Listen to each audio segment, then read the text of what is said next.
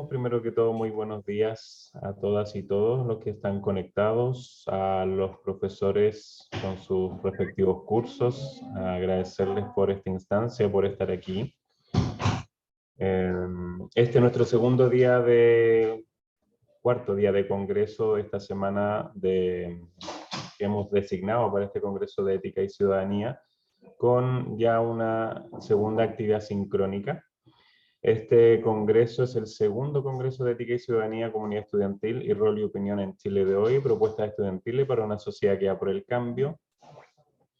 Y este congreso se inscribe dentro de la asignatura de Ética y Ciudadanía que se realiza durante el primer semestre, asignatura que se inscribe dentro de la línea de formación general de la Dirección de Formación Integral que está a cargo de la organización también de este congreso.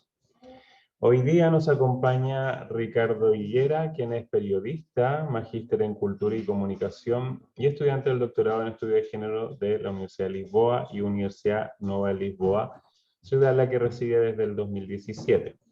En 2016 participó como cofundador de Hombres Tejedores, un movimiento que reúne a hombres para tejer en público, con el objetivo de abrir conversaciones sobre estereotipos de género y masculinidades alternativas al modelo tradicional. Recordar que ayer nos visitó César, quien también es parte de este colectivo. Actualmente, Ricardo es becario en investigación en el Centro Interdisciplinar de Estudios de Género en el Instituto Superior de Ciencias Sociales y Políticas de la Universidad de Lisboa para el proyecto Alinteract, que busca este proyecto ampliar y diversificar la participación ciudadana en ciencia. Este proyecto es coordinado por la Universidad de Barcelona, y se desarrolla en conjunto con la Universidad de Oxford, la Universidad de Helsinki, la Universidad de Groningen, la Universidad de Milán-Bicocca y European Parent Association. Además, Ricardo es cofundador de Men Talk, una asociación que tiene como objetivo abrir espacio de reflexión sobre hombres y masculinidades. Y hoy Ricardo nos viene a presentar su trabajo Género y Relaciones de Trabajo, revisitando lugares comunes. Así es que, Ricardo, muy agradecido de que estés aquí con nosotros en este congreso y en la Universidad Bernardo Higgins. Bienvenido. Muchas gracias, Carlos. Muchas gracias a las personas que están participando y viendo el inicio de esta presentación. Agradecer profundamente esta invitación. Conversábamos hace unos minutos con Carlos y con Katiuska sobre lo que significa para mí personalmente, que salí de Chile en 2017 y a pesar de estar permanentemente en contacto, no solo por temas familiares, sino que también por afectos, amistades, etcétera, por temas laborales también, em, es muy rico para mí poder establecer un contacto sobre realidades que pueden parecer muy distantes geográficamente, sin embargo, se encuentran en muchos puntos. Y eso va a ser un poco lo que vamos a conversar hoy día. La intención de esta presentación tiene que ver con crear un espacio de reflexión principalmente, que viene acompañada con un micrófono abierto para que después podamos conversar y podamos también encontrar respuestas entre quienes estamos aquí. Em, Así que yo lo que voy a hacer ahora va a ser compartir mi pantalla y voy a comenzar. ¿Puedo? Sí, está bien. Solo un segundo entonces. Adelante, Ricardo. Bueno, mientras Ricardo comparte pantalla, comentarles que después que él realice su presentación, la idea es que queden los micrófonos abiertos para que las y los estudiantes, docentes, también todos los presentes en esta sala, puedan hacerle preguntas a Ricardo. Así es que muchísimas gracias de nuevo a todas y todos por estar conectados. Ok. Por lo que intuyo, ya están viendo esa presentación, ¿verdad? Están viendo un slide que dice Relaciones de Género y Trabajo. Sí, ¿cierto? Perfecto. Sí, se ve. Entonces, bueno, una vez más, buenas tardes a quienes se puedan estar integrando ahora. Soy Ricardo Higuera Mellado y con mucha alegría y entusiasmo quiero compartir esta presentación que preparé a partir de un pedido especial que recibí hace unos meses eh, por una situación que se dio puntualmente dentro de una empresa en Chile, una organización que tuvo un ajuste importante que hacer, una revisión importante que hacer en términos de su cultura organizacional, porque se cruzaron dos variables, es las dos variables que están aquí en esta presentación, y frente a las cuales la empresa, a pesar de tener ser bastante proactiva en términos de cultura organizacional, se vieron enfrentadas a un desafío de cómo hacer de forma más evidente el cruce de la componente de género y el trabajo. Así que vamos ahí, aquí a poco. Entonces, esa persona soy yo, tengo 42 años, eh, pertenezco a la comunidad LGBTI que amáis. Voy a leer esto porque después lo voy a poder conectar con mi presentación, o sea, a lo largo de la presentación. Yo nací en San Bernardo, viví en Renca, después pasé a Maipú, logré vivir en Santiago Centro, después pasé a Providencia y hoy día, desde 2017, estoy en Portugal viviendo. Vine a estudiar y ahora termino un máster y ahora estoy haciendo un doctorado en género. Estuve en 3 colegios diferentes, todos los colegios en los que estuve son colegios de hombres. Luego estudié periodismo en la Universidad de Finisterra, y como dijo Carlos al inicio y ya referí en algún momento, estoy estudiando un doctorado en la Universidad de Lisboa. Además, participo como cofundador en Mentox Lisboa, que es una organización, una asociación que busca reflexionar sobre los mandatos de la masculinidad hegemónica o tradicional y visibilizar otras formas de masculinidades en el país. También pertenezco a Hombres Tejedores, aunque a la distancia estoy muy involucrado en el proyecto. Y también estoy en un proyecto muy bonito que se llama Troca por Troca, aquí en Portugal, y que básicamente es un proyecto en el que recogemos o recibimos ropa en segunda mano, armamos bazares para que las personas que se puedan interesar por la ropa que tenemos en exhibición se la puedan llevar sobre la troca de alimentos no perecibles que después nosotros reunimos y entregamos a organizaciones o a grupos que puedan estar necesitando esos alimentos. Tengo una mamá, un papá, 2 hermanas, 2 cuñados, 4 sobrinos y un sobrino nieto, que eso también es muy importante. Entonces, Ricardo, sí. perdón, es que está pasando la presentación, pero no está en modo completo presentación. No sé si lo Ah, quieres dejar así o... espera, o da un segundo. Yo creo que pensé que lo tenía. ¿No es esta? ¿Es esta o no? sí, ahí sí, ahí sí.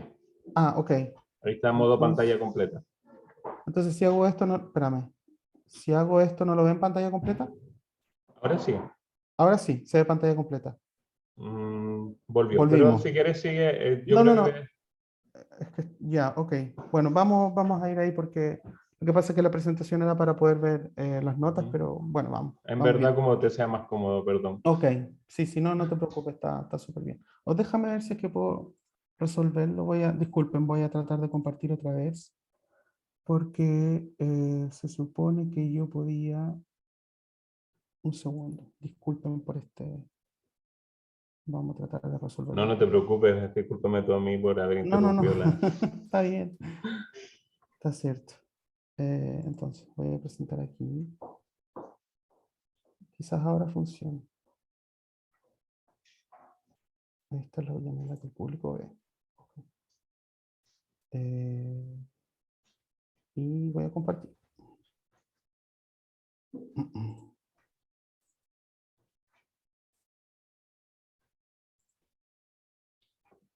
Y ahora, si hago esto, disculpen, si hago esto, ¿qué están viendo ustedes?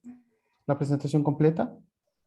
no, se cambia, pero si quieres sigue así, no hay problema. Vale, ok. No, Ujú. es muy extraño, pero no, déjame ver si que puedo avanzar. Bueno, en la sesión de hoy, disculpen por este impasse. Estamos en vivo y en directo para todo el mundo. Eso es lo que pasa. Entonces, esta presentación lo que busca es crear un espacio de reflexiones comunes, un intercambio de experiencia y encontrar respuestas a determinadas preguntas, que no las tengo yo todas. No podría atribuirme esa característica. La idea es que las podemos reflexionar y compartir aquí entre quienes estamos participando hoy. Luego vamos a tener un espacio para preguntas y después una reflexión final. Entonces, ¿por qué el título de esta presentación? ¿Por qué quise llamarle Relaciones de Género y Trabajo, revisitando lugares comunes? Porque he estado reflexionando sobre esto y en el fondo los lugares comunes podemos ver lo que son reduccionismos sociales, los lugares comunes nos condicionan, nos atrapan, limitan nuestras relaciones en distintos niveles.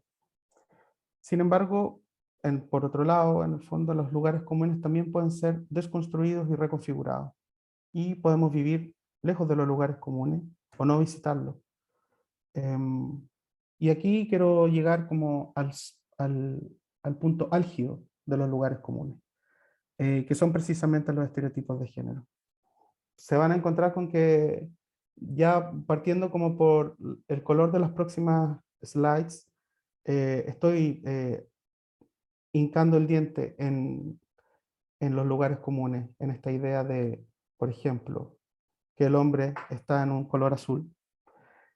Sin embargo, esto es importante, ¿por qué? Porque estas características que ustedes pueden ver acá, en el fondo, un hombre que es fuerte, valiente, deportivo, que es el sustento de la casa, que es el proveedor, que es el sexo fuerte, que es un líder, que siempre tiene opinión, que es una máquina sexual, que es inquebrantable, que siempre tiene que ser muy creativo. Un hombre que es hombre no llora, por ejemplo, o un hombre siempre es mejor en matemáticas, o es más inteligente. Son parte de construcciones sociales a las cuales nosotros nos enfrentamos ni siquiera cuando nacemos. Pensaba yo recientemente y he estado muy observando mucho, y probablemente quienes tengan TikTok, Instagram o así, habrán visto estas gender reveal parties o fiestas de revelar el sexo del bebé, y que continuamos perpetuando esta división del mundo que pareciera ser tan dicotómica, tan binaria, ¿no? Entre lo que es azul para los niños y lo que es rosa o rosado para las niñas. Sin embargo, no tiene que ver solamente con escoger un color, no tiene solamente que ver con comprarle una determinada pieza de ropa a esa persona que están haciendo, ¿no? O que incluso se enfrenta a todo esto antes siquiera de nacer. Hay estudios, por ejemplo, que dicen que se ha medido la capacidad en que progenitores hablan con los bebés antes de nacer, y las diferencias que se provocan cuando los padres, por ejemplo, saben que el hijo que viene tiene sexo masculino, es hombre, o cuando van a ser mujeres o son de sexo femenino, que existe una relación que se establece desde antes de nacer incluso, que viene condicionando la forma en que ese padre o esa madre se relacionan con esa criatura. Entonces, vemos que por un lado están los hombres que tienen estas características, y vemos que por el otro lado nos encontramos con este mundo más rosado, en donde se reúnen o se explotan una serie de características que se asocian a la mujer también desde incluso antes de nacer. Vemos que a las mujeres se les exige, se les atribuye características de ser sensibles o dóciles, que son el sexo débil, que son mantenidas o que son cuidadoras, que su capacidad innata, que son naturalmente adaptables, que son más emocionales que los hombres, que son inestables psicológicamente, que son más cariñosas a veces, o que por el hecho de ser mujer no pueden tener opinión. O incluso en el ámbito académico, que me parece muy interesante también, está toda esta creencia de que las mujeres son mejores para las ciencias sociales o para las comunicaciones, por ejemplo, que los hombres.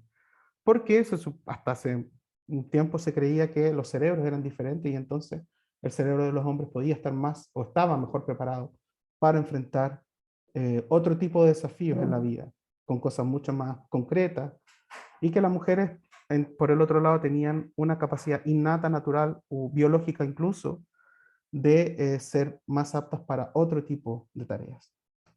Y esto, si nosotros quisiéramos extrapolarlo a una, eh, a un campo mayor, digamos, quisiéramos poner un lente para ampliar aquí, vemos que estas características, estos estereotipos de género, no solamente se aplican o se viven o se exigen en una esfera más íntima, en la familia, por ejemplo, en la escuela, sino que esos estereotipos también determinan los espacios que hombres y mujeres ocupamos en la sociedad.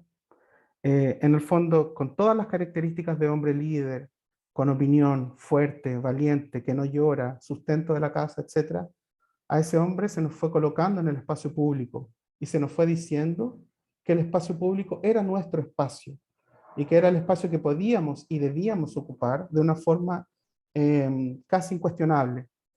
Y por otro lado, en contraposición, el espacio privado y principalmente doméstico era el espacio de la mujer. Era el espacio en donde ella se podía sentir, entre comillas, realizada. Era el espacio, o es el espacio, porque aún se cree que en muchas sociedades todavía se cree esto, que es el espacio en donde la mujer tiene que estar. Es el espacio donde la mujer se realiza, como ya dije, y es el espacio en donde, y es el espacio circunscrito para ella. Sin embargo, esto nos lleva a pensar, por ejemplo, voy a volver aquí, nos lleva a pensar, por ejemplo, qué pasa con otras construcciones identitarias o con otras expresiones de género, por ejemplo, que hoy no encuentran comodidad ni representación en el espacio de los hombres ni en el espacio de las mujeres. Ese proceso aún está en un desarrollo permanente, estamos viendo que es necesario conversar sobre nuevas identidades, sobre nuevas expresiones de género y ver de qué manera vamos reconfigurando el mundo en el que vivimos o que se nos enseñó a vivir para, para que esas expresiones tengan un espacio, una representación, un lugar donde desenvolverse, donde desarrollarse, donde crecer y donde también conectar con otras personas. Entonces vemos aquí que estos estereotipos son para mí como el sumum de los lugares comunes. Eh, Cuando a los hombres se nos dice, los hombres no lloran, yo creo que ese no solamente es un lugar común, sino que es un lugar común muy dañino. Cuando a las mujeres se les dice, eh, tu realización pasa por ser mamá, es un lugar común muy dañino también en el sentido de qué pasa con, con todo el resto, con todas las otras dimensiones de nuestra vida, ¿no? O de la vida de las mujeres, por ejemplo. Entonces, esto me lleva a refletir qué es lo que son los lugares comunes. ¿Son un estado mental? ¿Son descripciones concretas u objetivas de la realidad? ¿Y de qué manera me ayudan o no en mis procesos de socialización? En el fondo, los lugares comunes es importante decir que son considerados vicios del lenguaje. Son obvios porque son una repetición constante de narrativas que vienen desde siglos. Son lugares que carecen de una reflexión, porque claro, como ya está instalado el lugar común, mejor echar mano a lo que ya existe antes de darnos el trabajo de intentar desconstruir y crear narrativas nuevas. Y también impide la construcción de nuevo conocimiento y nuevas relaciones, porque en la medida en que exigimos a las personas encasillarse en estos lugares comunes, vamos coartando esas libertades de expresión, la creatividad, las formas de ser, todos los sueños que podemos tener como personas en el futuro. Entonces hoy día luego de esta breve introducción, quiero invitarles a que vayamos a visitar 3 lugares comunes. El primero de ellos es este. Me imagino que hemos escuchado, todas las personas somos diferentes, ¿no? Y para mí es obvio. Yo no tengo cómo rebatir esto. Es obvio que somos diferentes. No necesitamos tener como una persona iluminada que nos venga a decir esto. Sin embargo, la reflexión a la que les quiero invitar aquí es que es cierto, somos diferentes, pero ¿de qué manera nosotros nos hacemos cargo de esa diferencia, de esa individualidad?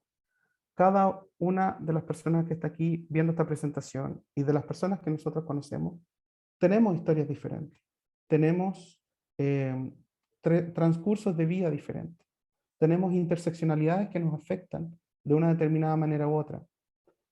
Cuando al principio de la presentación yo les conté que yo nací en San Bernardo, viví en Renca, pasé por Maipú, Santiago Centro, etcétera, les cuento de la universidad, donde estudié, donde estoy ahora, no tiene que ver como con un simple hecho de mostrar mis credenciales.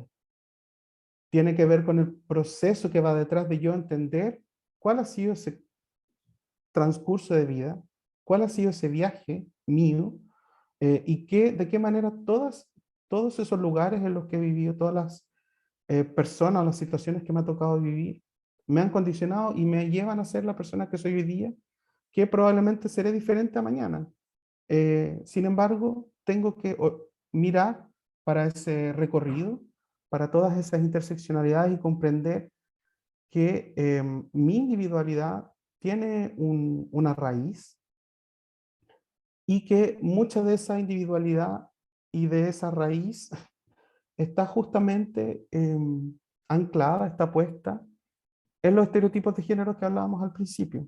O sea, yo soy un hombre gay cisgénero, ¿sí? Sin embargo, en la sociedad, o sea, soy leído socialmente como un hombre, vamos a partir por ahí, soy leído socialmente como un hombre. Y en la medida en que soy leído socialmente como un hombre, soy colocado, soy puesto en un espacio, soy colocado ahí en un espacio porque por todos los atributos que se han ido construyendo históricamente, secularmente, sobre lo que somos los hombres, lo que podemos ser capaces de ser, de hacer, de decir.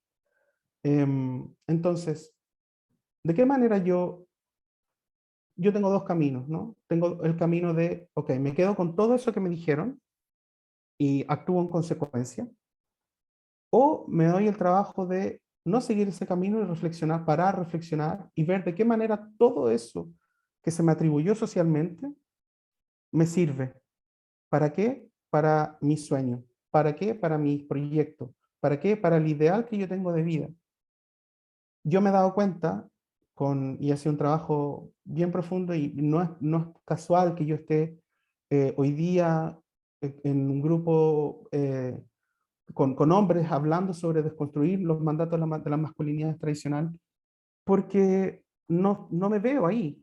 Yo no soy ese cúmulo de lugares comunes que quisieron poner sobre mí. Soy otra cosa, soy otra persona.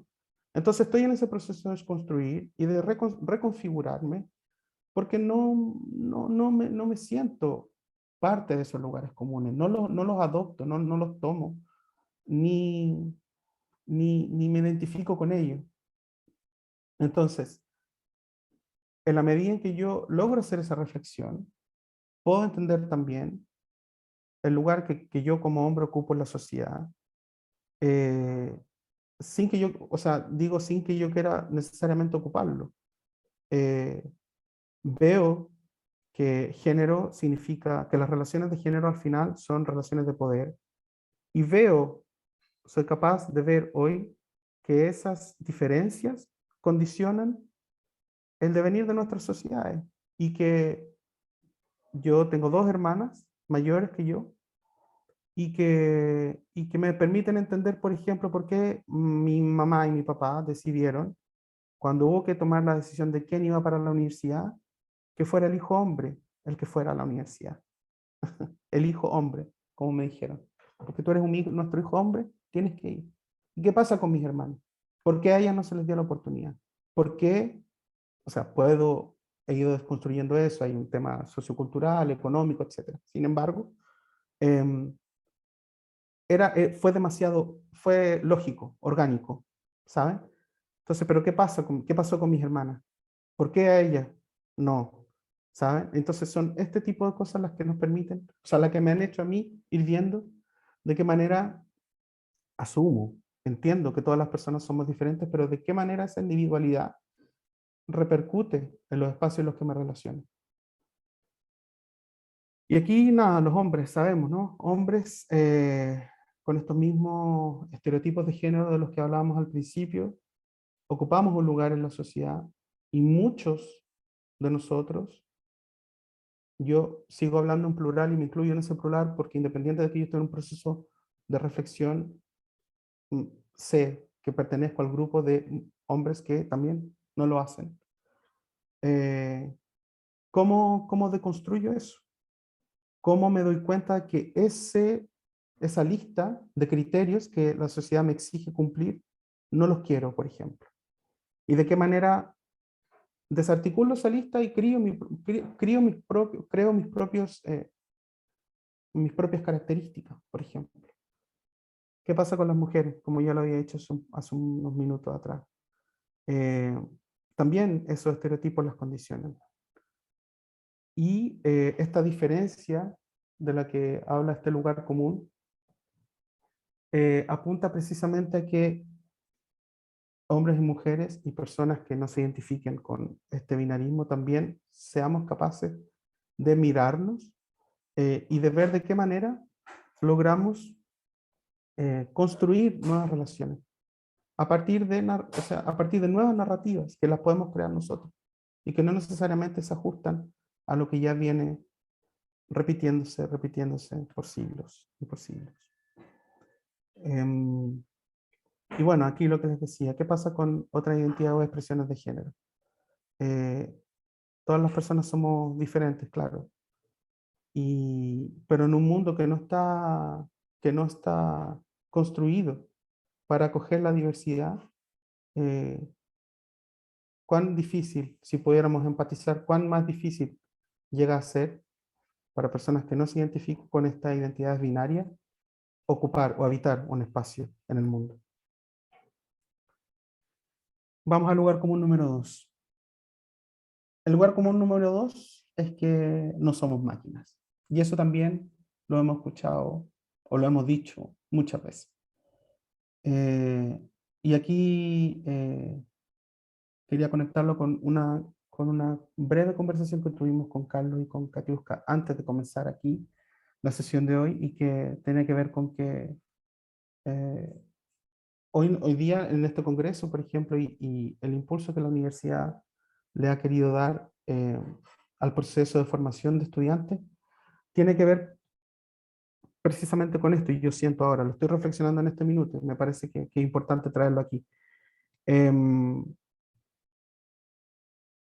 Hay una mirada muy productivista, vamos a decir así, de nuestro paso por las instituciones de enseñanza superior, de educación superior. Esta idea de que tenemos que pasar, sea por cual ella sea, digamos la universidad, un centro de formación técnica, cualquier otro, eh, y que pareciera que nuestra única razón de ser o de pasar por ahí es que tenemos que transformarnos en entes productivos y transformarnos en entes que traigan algún beneficio para la sociedad, sin embargo, un beneficio que sea cuantificable, un beneficio que reporte algún número interesante, una ganancia, un alza en la producción de X producto, etcétera, etcétera, etcétera. Sin embargo, ¿cómo, cómo no va a ser más interesante sentir que a través de nuestro paso por una institución de educación superior, nosotros vamos a adquirir herramientas que nos permitan cambiar el mundo de la forma en que lo conocimos cuando entramos a estudiar, o de la historia que tenemos para atrás con nuestros procesos de enseñanza, en la escuela, en el liceo, en el instituto comercial, lo que sea. Eh, ¿Cómo nos vamos a querer precisamente adquirir herramientas para transformar el mundo en que vivimos, el espacio en donde nos desenvolvemos, las relaciones que construimos?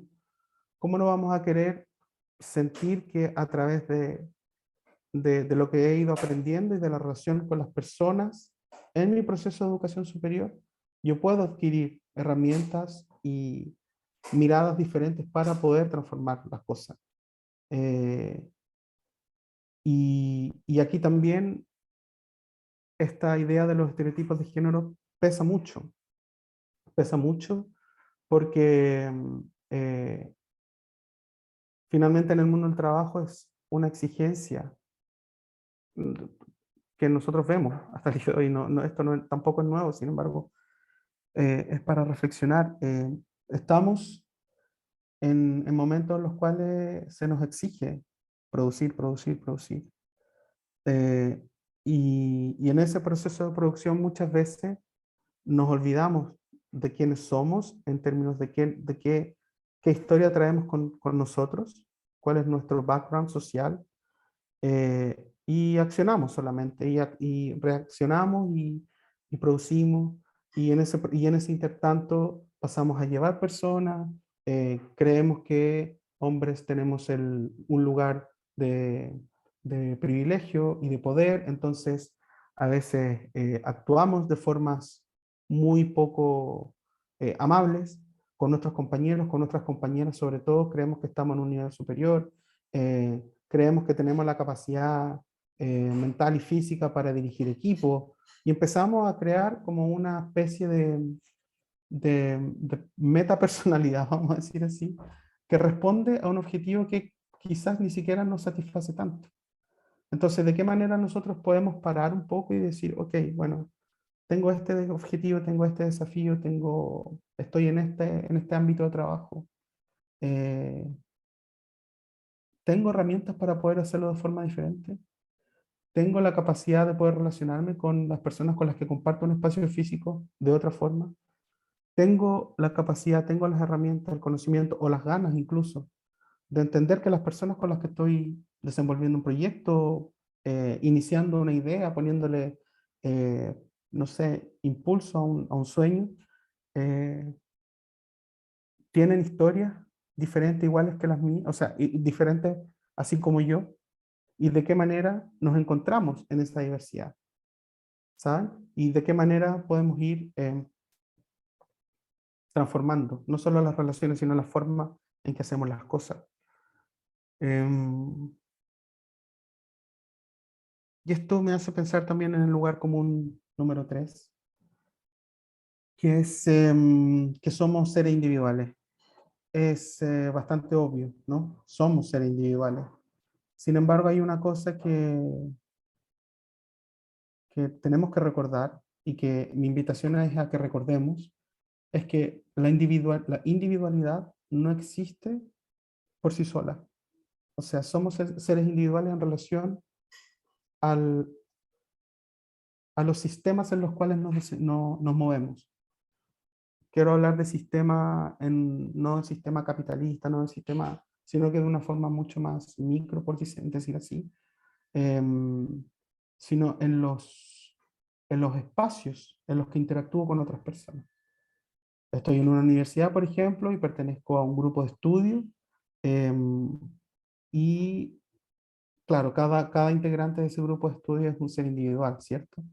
Sin embargo, tengo que entender que al momento de la conformación de ese grupo de estudio, estamos de cierta manera queriendo encontrarnos en un punto común.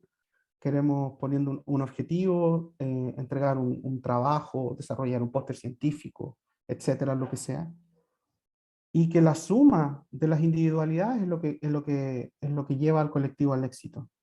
Y entonces, mi participación es importante, es fundamental, porque pertenezco a una sincronía de personas que estamos pensando que queremos encontrarnos en un punto común o llegar hacia un determinado lugar. Entonces, esa individualidad otra vez nos llama a entender y a mirar para no solamente entender que mi compañera es una persona, mi compañero es una persona diferente de mí, sino que esas personas con las que yo estoy encontrándome en ese momento traen consigo una historia, traen consigo una carga social, traen consigo em, estereotipos. Y entonces, ¿cómo logro a partir de ahí eh, contribuir desde mi individualidad al éxito colectivo? Y esta idea de la individualidad es una componente muy marcada del sistema neoliberal y capitalista en el fondo. Todas estas ideas de que a mí me parece que tiene que ser repensado, estas ideas, por ejemplo, del mindfulness y esas cosas que tenemos que entender que somos nosotros las únicas personas responsables de nuestro destino, etcétera, etcétera. A mí me parece que hay una parte importante de eso que para mí es verdad. Sin embargo, tengo que entender que yo actúo en relación con otros, con otras personas. Y esas personas actúan en relación con otras personas y otras instituciones, estamentos, sistemas. Entonces, nada es tan aislado como se pretende instalar. Y también porque esta idea de que solo nosotros somos las personas dueñas de nuestro destino nos limita en la posibilidad de encontrar otras personas que puedan tener los mismos intereses y, quién sabe, avanzar hacia un camino en conjunto. Entonces, estos 3 lugares por los que pasamos así en este mini viaje, ¿para qué? Primero, me parece importante para hacernos cargo de nuestra historia y comprender que tengo una responsabilidad sobre los vínculos que genero y la forma en cómo los desarrollo. Hacerme responsable para mí es fundamental porque, porque a veces también está como esta idea de que yo hago o digo como sin importarme mucho lo que pueda pasar después. Bueno, no sé, cuando logramos entender que tenemos una otra persona a quien le va a afectar lo que voy a decir, a quien le va a afectar cómo voy a actuar. Eh, no quiero decir que nos sintamos cohibidos o coartados por nuestra libertad individual de acción. No tiene que ver con eso. Tiene que ver con que podemos efectivamente seguir en ese camino de libertad de acción perfectamente, solo que tenemos que incluir este otro factor, que es qué pasa cuando yo actúo de una cierta manera o digo determinada palabra. Esto también para qué? Para conectar con las personas desde nuevos espacios y no dejar que los lugares comunes determinen mi relación. Si yo sigo como hombre, sigo pensando que las mujeres tienen que responder a esa lista de estereotipos que les mostré al principio, poco y nada tengo para establecer una relación fructífera, cualquiera que ella sea. O si sigo pensando que con los hombres también, no tengo capacidad de descubrir nuevas formas de relacionarme con esa persona. También esto para qué? Para comprender que soy el resultado de una construcción social y que esta construcción social está basada fuertemente en los estereotipos que no me sirven o con los cuales no me identifico. También que esa construcción puede ser desmontada y reconfigurada y que tengo el derecho a hacerlo las veces que quiera, porque la identidad o la construcción identitaria es dinámica al final. Entonces, puedo mirar a esos estereotipos, decir, oye, no me identifico con ninguno, voy a crear o voy a irme encontrando en el camino y puedo que en algún minuto de mi vida me sienta más identificado con determinada forma de ser o me podría identificar a mí o presentarme a mí mismo con un determinado objetivo. Sin embargo, después siento que eso tampoco me satisface. Ok, no hay problema con dejarlo. El dinamismo de la construcción identitaria permite justamente eso, que vayamos navegando a lo largo de nuestra vida y sobre todo porque a lo largo de la vida vamos a ir estando expuestas, vamos a tener una exposición mayor a otras interseccionalidades. Y entonces es imposible para mí pensar que mi construcción identitaria es fija o que está oleada y sacramentada. No puedo pensarlo así. Como ya le había dicho, para entender que mis acciones tienen efecto y que soy responsable por eso. En el trabajo, en los estudios, en mis relaciones familiares, en mis relaciones afectivas, en mis relaciones sexoafectivas, en mis relaciones de las que sean. Mis acciones tienen efecto y otra vez no es eh, inculcar aquí que no hagamos nada y que vivamos como en una especie de ostracismo o de temor. No tiene que ver con eso.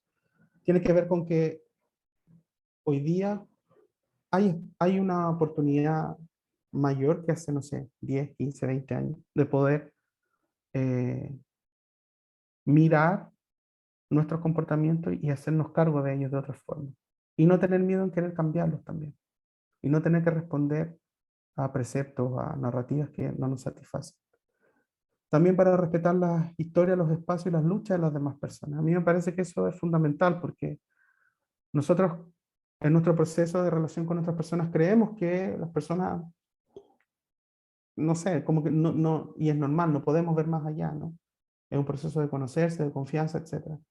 Sin embargo, yo creo que es importante eh, saber que la otra persona tiene una historia y que la tengo que respetar, que viene de una lucha, cualquiera que ella sea, Y esto no es una cosa así casi metafórica o no sé, tiene que ver con que todas las personas que estamos aquí viendo esta presentación o escuchándome, yo aquí tenemos luchas, y que incluso que probablemente son luchas que ni siquiera le contamos a nadie, son luchas personales.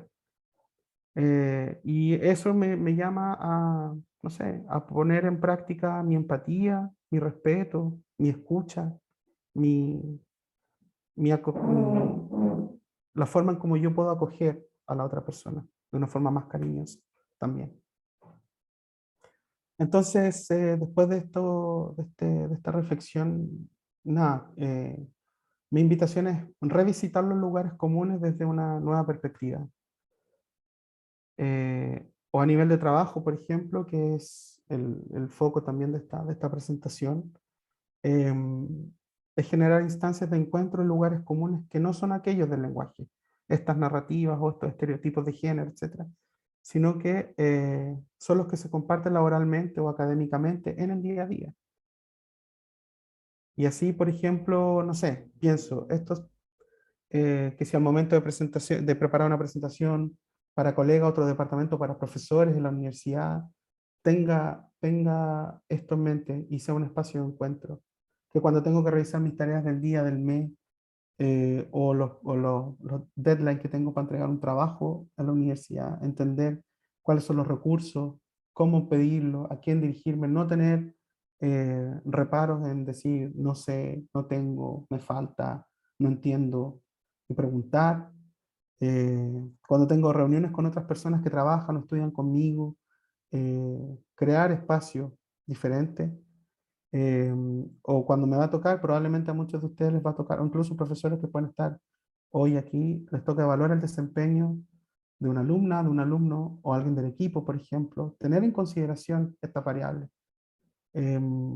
O cuando formo grupo, parte de grupos de online u offline del trabajo o en la universidad. Mi desempeño también está determinado por estas relaciones. Entonces quiero darle las gracias por, por escuchar esta presentación. Y ahora, como les había dicho al principio, podemos conversar. Si hay preguntas, por favor, hagámoslas y veamos qué respuestas podemos encontrar. ¿Sí? Muchas gracias. Muchas gracias, Ricardo, por esta excelente presentación. Me quedo con la construcción social que tenemos que hacer día a día, todos los días. A veces esto de las máscaras, de pretender a veces ser alguien que uno no es, producto de la misma sociedad, porque la sociedad finalmente te empuja hacia allá. Tenemos en la clase una mano levantada, pero sí, dice que tienen una pregunta, si es que la hacen, de RCU 46. Sí, Álvaro, el curso de Álvaro Ramírez. No sé quién. Hola, ¿cómo están? ¿Nos escuchan? Escuchamos.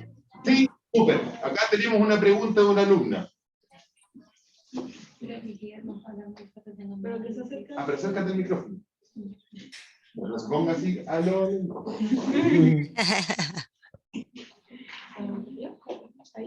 Pero ahí se la escucha. ¿Se escucha? Sí. Yo quería preguntar cómo llegó a la conclusión o cómo descubrió que las personas de diversidades no se sentían identificados ni con hombres ni con mujeres.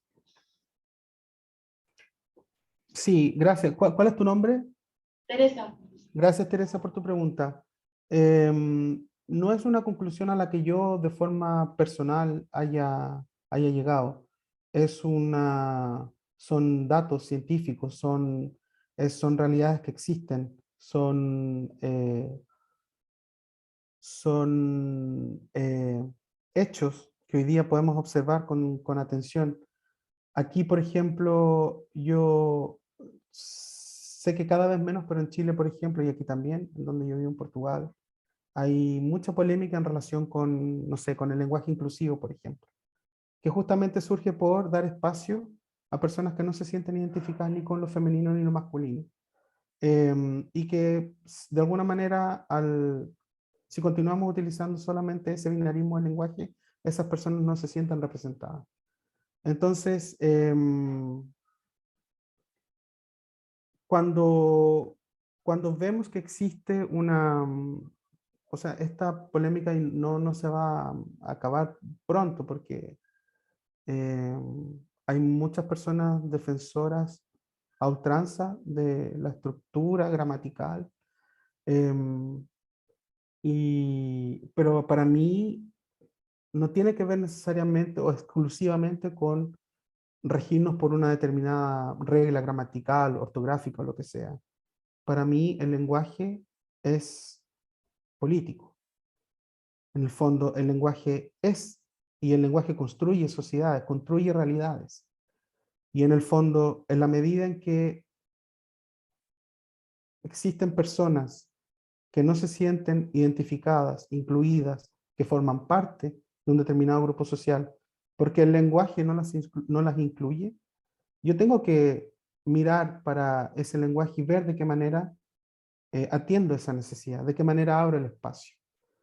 Me interesa recalcar que no, más una vez, no es una opinión mía de que las personas que no se sienten identificadas con el género hombre-mujer o masculino y femenino no encuentren un espacio en la sociedad. Las luchas de las disidencias sexuales es presente y no es actual, es de décadas. Y lo que a mí me parece es que hoy día esa lucha es mucho más visible por distintas razones. Sin embargo, es un hecho que se puede constatar y que la ciencia básicamente lo constata. Gracias. Gracias, Teresa, por tu pregunta. Mauricio, tu curso tenía una pregunta.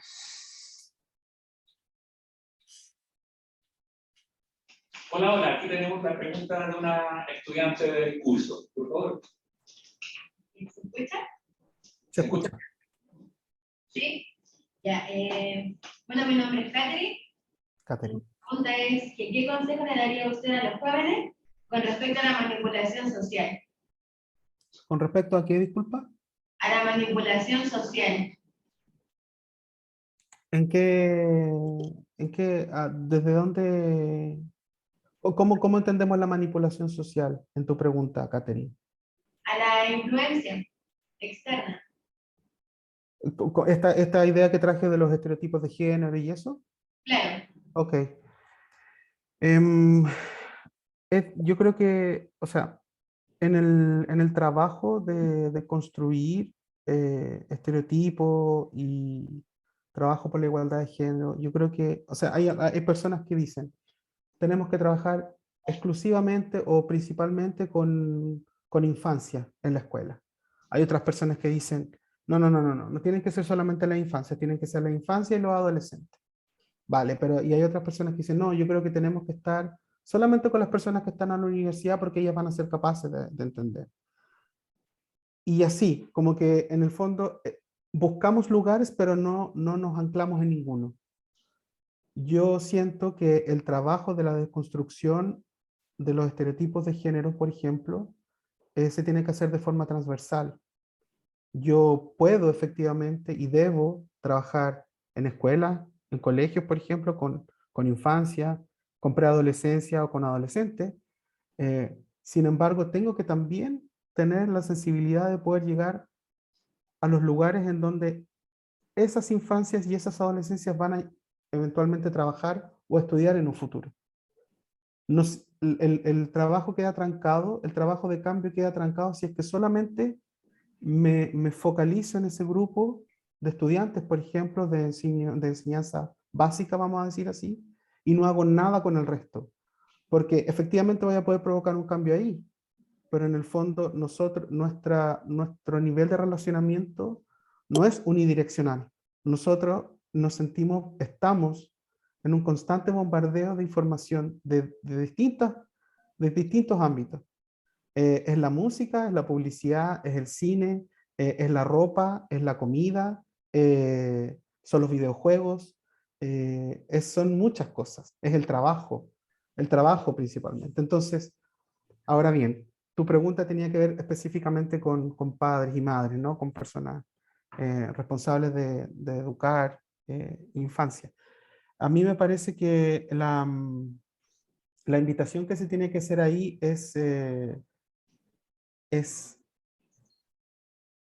a pensar, yo no tengo hijo ni hija, tengo 4 sobrinos y uno de ellos es mi ahijado.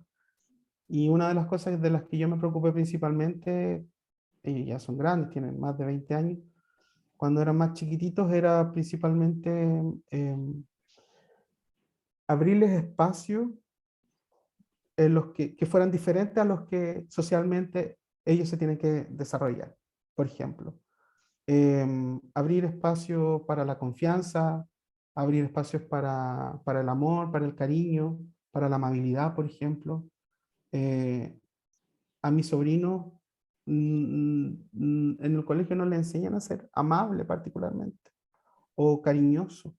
No les enseñan a crear lazos de amistad o de afecto profundo entre compañeros de sexo masculino, vamos a decir así. Y les enseñan muchas veces a que su relación con el género femenino tiene que ver a través de la conquista, de quién tiene más polola, de quién, ¿saben? Como ese tipo como tú dijiste, tal vez, no sé, la palabra manipulación me parece fuerte, sin embargo entiendo hacia dónde va. Entonces, yo creo que para padres y madres, la invitación sería a pensar qué es lo que creen que realmente va a hacer feliz a ese hijo, a esa hija, o a esa hija. Y a partir de ahí, apoyar en la construcción de ese mundo para esa persona. ¿Sabes? Como, ¿qué pasa si, desde una cosa muy simple, qué pasa si a mi hija le gusta, entonces, esto es un lugar común, por ejemplo, ¿qué pasa si a mi hija le gusta jugar a la pelota? Es un súper lugar común, mujeres jugando a la pelota. Hoy día, ¿sabes? Es como, toda la carga social que existe de mujeres que juegan a la pelota, por ejemplo, que juegan al fútbol. Hoy día es menos porque vemos más representación de mujeres en fútbol femenino, etcétera, etcétera. Pero, ¿qué pasa? ¿O qué pasa si a mi hijo le gusta, no sé, no le gustan los autitos ni los camiones y él quiere tener una, no sé, una cocina cuando niño? Quiere que le regale una cocina para la Navidad. ¿Qué hago? O sea, primero podríamos pedirle a los padres que no le compren ni pelota ni cocina, por ejemplo, para salirnos de los estereotipos, pero en el fondo, si es un deseo real de esa persona, de ese niño, esa niña que está creciendo, que está recién enfrentándose al mundo, creo que más que imponer, sería acoger y ver qué es lo que le hace más feliz. Y ahí ayudarla a construir ese mundo a esa persona. Y yo creo que hablar, o sea, y que padres y madres sean valientes al final. Y que no exista ese temor de que no puedo criar a mi hijo así más muy sensible porque después me lo van a, ¿saben? Esa idea de que no, yo no puedo dejar que mi hijo llore mucho porque en el colegio le van a hacer bullying, etc. No estoy desconociendo el bullying y sé que es una realidad muy terrible. Y sé que no pasa por un cambio de una persona solamente. Probablemente ese colegio que sufre bullying tiene que pasar una intervención, un trabajo colectivo. Sin embargo, es saber que el proceso de educar, de criar una hija o un hijo, para mí, tiene que ver con crear los espacios en donde esa persona sea feliz y se sienta libre, principalmente. Gracias, Ricardo. Gracias, Catherine, por tu pregunta. Me parece que el curso de Evelyn tiene una pregunta, ¿no?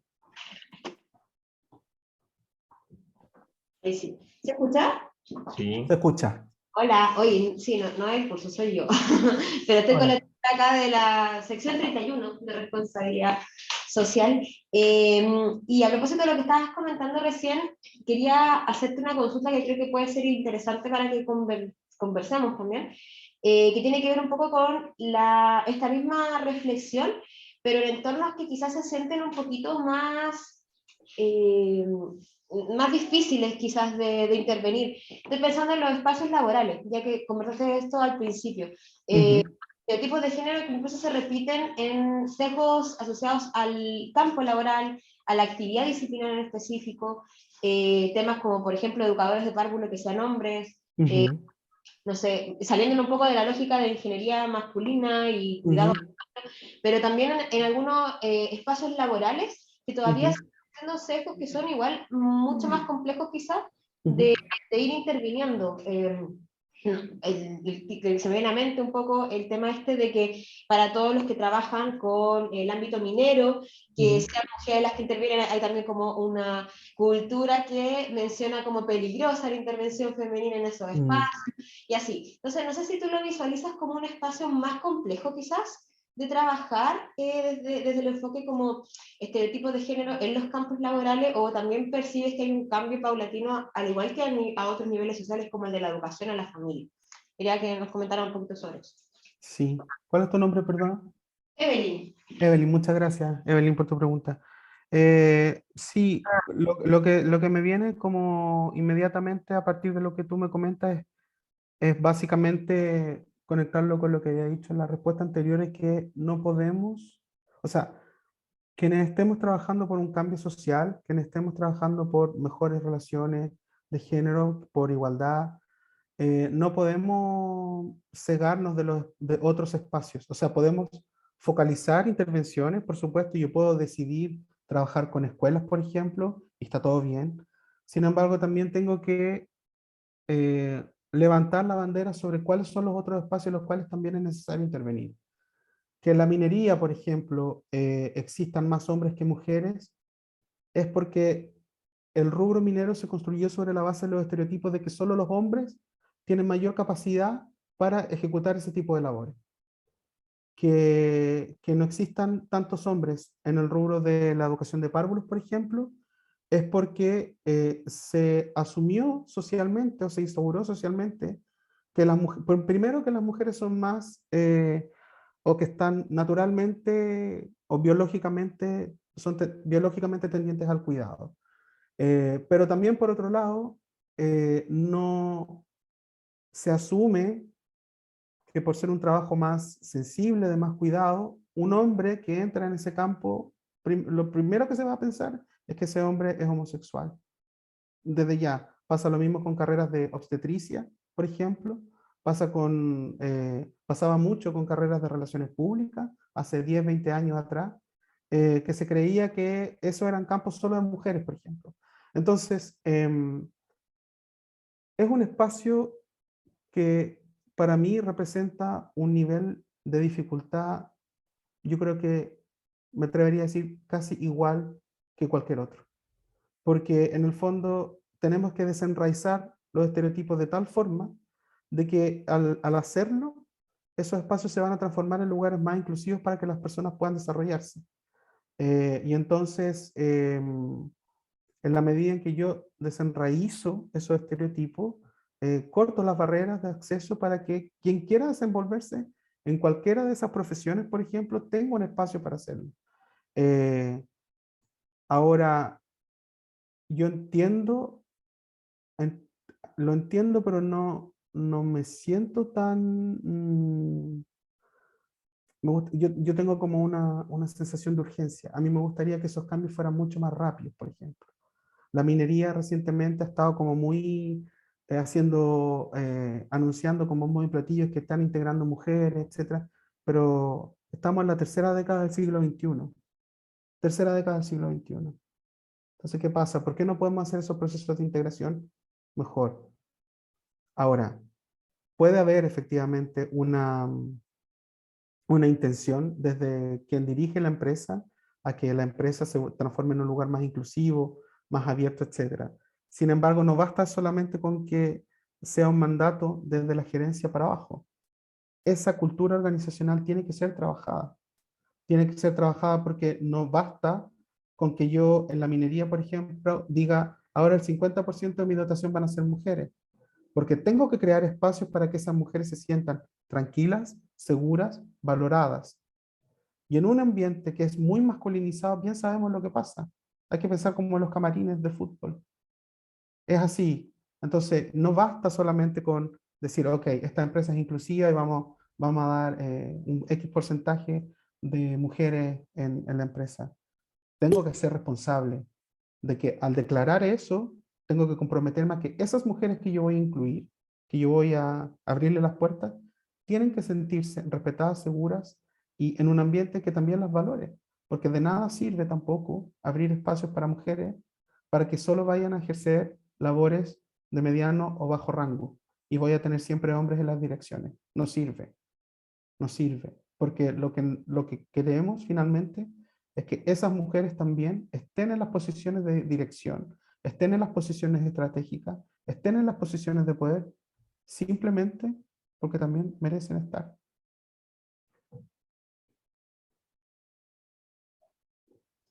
Muchas gracias, Ricardo. No sé si hay alguna otra pregunta de algún estudiante, algún curso, profesor. Yo, eh, en realidad, más que una pregunta, es comentar que lo que tú planteas, Ricardo, hace mucho sentido, porque como institución hemos estado revisando muchos de nuestros procesos, particularmente en vistas de la inclusión, pero de la inclusión en términos generales. Y nos hemos dado cuenta que si bien podemos ser sensibles frente a incluir, frente a la diversidad, a las diferencias, nos falta mucho camino por andar y en lo que tú decías, eso es evidente. ¿Ya? Todavía estamos muy quizás sesgados por la presencia de estos estereotipos de género que son muy fuertes culturalmente, que cuesta mucho derribarlo y que a veces inclusive nuestros estudiantes se muestran con un poco de esta desesperanza aprendida de la que habla Freire, ¿no? En la que definitivamente creemos que aunque sea una buena idea, lo vemos como una utopía, que es una palabra que usan mucho en clase, ¿no? Para referirnos a que es tan difícil cambiar. Sin embargo, tu historia nos da cuenta de que sí se puede cambiar, que es como tú partiste, y eso lo agradezco mucho porque en definitiva eh, muchas veces nos guiamos mucho por los títulos, por esta producción, ¿no? Que está tan mecanizada últimamente, ¿no? Sobre todo en la academia, que es el lugar donde tú también te movilizas, pero nos olvidamos mucho de las personas. Y esa deshumanización tiene fuertes consecuencias a la hora de salir a ejercer la profesión. ¿Qué mensaje tú le podrías dar a nuestros estudiantes en ese contexto? Ellos están en segundo año, como te comentábamos al inicio, tienen harto por delante y pueden también hacer universidad. ¿Qué podrías tú comentarles a ellos para que ya que están en la mitad del camino puedan también aprovechar de transformar desde la universidad y no solo esperar al ejercicio de la profesión? Gracias, Katiuska. Yo tuve una experiencia bastante particular de mi proceso en la universidad. También no siento que llegué a conocer ese espíritu universitario que a mí me apasionaba antes de entrar a la universidad, que iba a ser como un espacio de súper intercambio de ideas y debates y que íbamos a ir a soñar a transformar el mundo desde la universidad, por distintas razones, ¿no? No vale la pena aquí decirlas, pero en el fondo yo creo que por ahí podría pasar quizás un primer mensaje. Pasar por la universidad primero es, y esto no hay que tener pelos en la lengua en decirlo, es un privilegio. Las personas que estamos o que logramos pasar por la universidad, es un privilegio del cual también nos tenemos que hacer cargo responsable y que tenemos que mirar hacia nuestro futuro próximo y lejano también. Lo que yo diría en primera, esto se lo voy a decir a los hombres en principio, le voy a decir a los hombres que no tengan miedo en preguntar, cosas en la universidad. Que no crean que se saben todo lo que crean que se saben, porque probablemente saben mucho, pero falta. Uno nunca deja de aprender. Y en esta construcción social del ser hombre, nos enseñan a que siempre tenemos que tener o la última palabra, o dar la última opinión sobre todo, o que tenemos que estar a la par con todo, saber de todo y tener como reacciones, respuestas, ser operativo, etc. Yo diría que hay que aprovechar el espacio universitario como un espacio de absorción en el sentido de nutrirme del conocimiento que mis profesores, profesoras puedan transmitirme y sobre todo de lo que yo pueda aprender de mis compañeras y compañeros de clase, de esas historias personales de cada quien, de esos backgrounds sociales. Estoy convencido de que en ese conocerse van a encontrar puntos en común que les va a permitir justamente soñar el cambio que quieren para su país, para la sociedad, donde sea. No tiene que ser en Chile, puede ser en cualquier lugar. Ese cambio, y no tiene que quizás ser así una transformación social gigante, puede ser tal vez un cambio pequeño, pero muy significativo. Es aprovechar la universidad para preguntar todo lo que uno tenga que preguntar. Aprovecharlo. Y reforzar la idea que dije, creo, al inicio de la presentación, y que es, cuando nosotros entramos a la universidad o a un proceso cualquiera, entramos de una determinada forma. Psicológicamente, etc. Entramos de una determinada manera con un objetivo, etc. Las personas que están estudiando pasan en promedio 4 años, si no estoy mal en las cuentas, más o menos, 3, 4, 5 años tal vez. Y ese mundo que nosotros, o ese mundo que se sueña cuando uno ingresa a la universidad, cambia todos los días. Y el mundo al que uno se enfrenta cuando deja la universidad ya no existe, no está. Sin embargo, lo que yo puedo hacer es que en ese proceso pueda ir adquiriendo herramientas, actitudes, miradas sobre las cosas para que mi salida de la universidad o mi aporte social, una vez que esté fuera, tenga un impacto. Si hay alguien que se interese por ingresar a una empresa en donde tenga foco en productividad, no hay juicio sobre eso. Eso es una opción libre. Sin embargo, quizás ese proceso de pertenecer a una empresa que esté focalizada en producción puede también ser transformado. Puedo contribuir para cambiar esa cultura. Puedo contribuir para hacer de ese lugar un espacio más amoroso, más inclusivo. Y yo le diría otra vez a los estudiantes de sexo masculino, hombres, que escuchen a las mujeres que tienen a su alrededor, que las escuchen y que aprendan con ellas, porque hay mucho que aprender ahí, sobre todo si es que a algunos de ustedes, hombres que estén escuchando, les interesa transformar o vivir en una sociedad más igualitaria. Así que eso. Muchas gracias. Muchas gracias a ti, Ricardo. No sé si alguien más quiere comentar algo, hacer alguna pregunta. ¿No? Si no hay más preguntas, bueno, agradecerte profundamente la presentación. Tiene mucho sentido con la asignatura que estamos cursando hoy día, ya que es responsabilidad social universitaria, y desde la lógica en la que nos planteamos, ¿ya?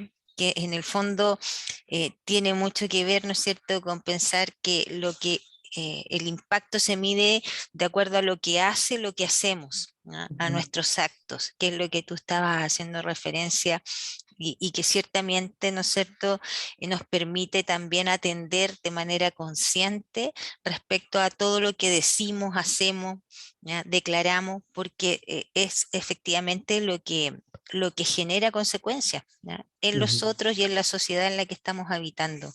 Y recordar eso es sumamente importante, por todas nuestras historias personales, por las historias de quienes están a nuestro lado también, y que permiten entonces dejar esta sociedad mejor de cómo la encontramos, y que eso no sea solo una declaración de principio. Yo te agradezco muchísimo la presentación de hoy, tu disposición.